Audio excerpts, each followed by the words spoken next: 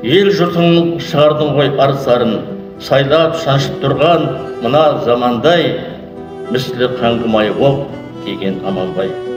Ата-анаң бұнша ерте шақырып, әлимаң маманың қалды ақ ұрып, тасланғандай асау тұлпарға құрып, әуіжіне шыққан өмір намаңдай, жан тарың үзілді кетті Аманбай.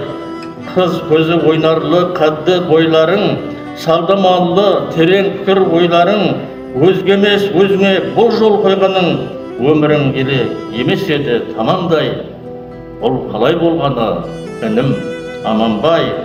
Әке кетіп құлап сүлім тірегі, анасы өткенде зар-зар еңіреуі, жүрегі үзіліп шыққан меңіреуі, кейде жақсылардан етер жамандай.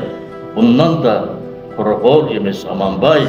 Сүйіклі еткен шпакерлік жұмысы, хайран бүгін Қарақалпақ ұлысы, қалай болды хақтың бұл ісі, ірісі оқ толы қалған командай, ешкімге атылмай өтті Аманбай.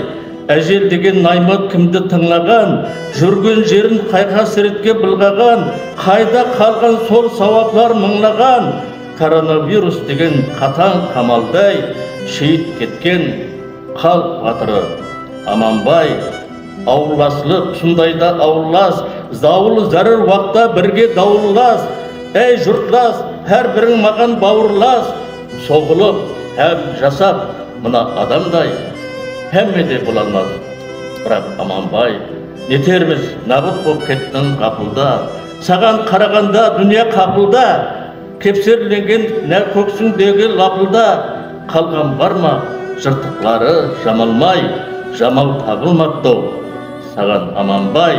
Өтірік өсек ұрып әр қос канарға, айды етекпенен таяр жабарға, жалған шықса едім бұл сұм қабарда, терсекей мына бейуақ самалдай, тағдыр жұлып алып кеткен Аманбай. Үзілді деген сол жасылай жұлыны, хақтың еркі не етсе өз құлыны, соңыра аман сақлап жалғыз бұлыны, маманың дүнияға беккем қаланғай, басқа сөз таба алмай тұрған Аманбай.